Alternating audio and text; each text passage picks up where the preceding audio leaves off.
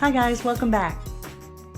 Last time we talked about how the way we express our emotions can affect our credibility with EEOC, judges, and attorneys.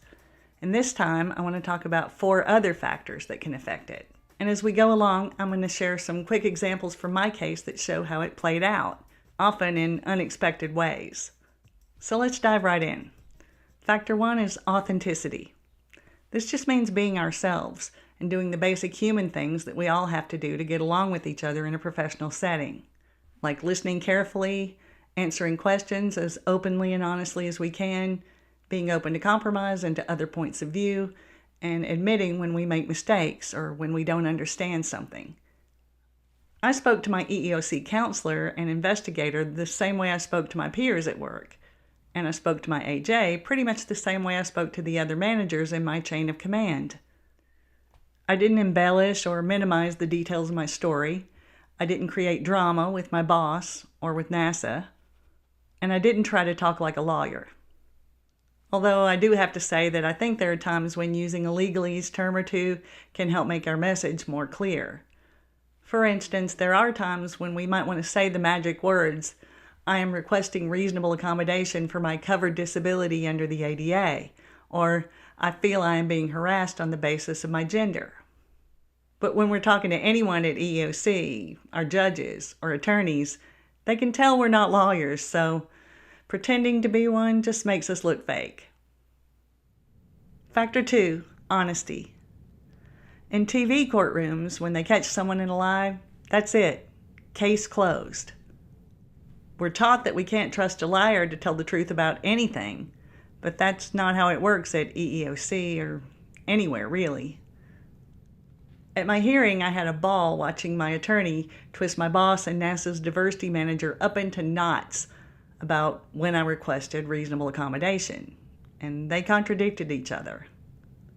From my perspective, we caught them in a lie, and that should have hit their credibility pretty hard. And it did hit their credibility, but not as hard as I expected it to.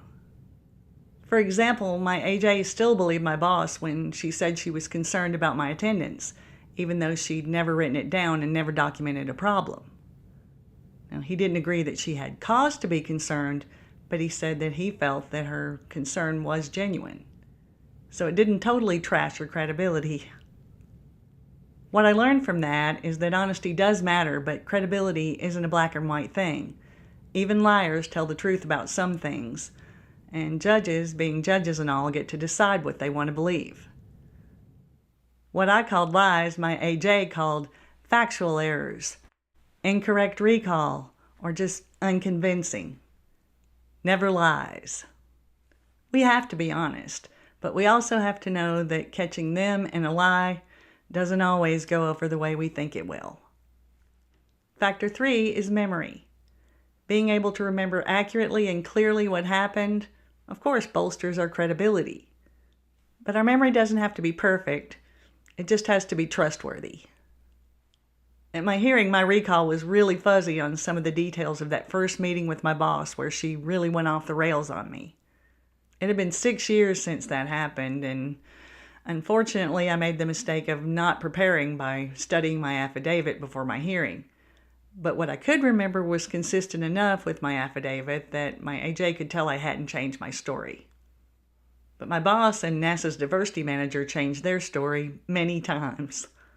They bounced back and forth between claiming that I had requested RA and they gave me everything that I asked for, claiming that I never requested RA at all, and claiming, okay, she did request RA, but when we tried to talk to her about it, she was too irrational to have a conversation with.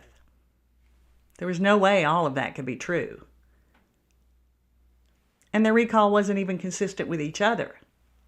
I requested reasonable accommodation in January, and I CC'd both the diversity manager and my boss on that request.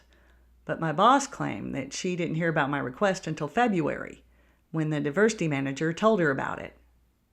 The kicker was that the diversity manager said they didn't know about my request until March, so they couldn't have told my boss about it in February. So my AJ went along with me and concluded that, yeah, I requested reasonable accommodation in January. Like I said. Factor 4 is documentation.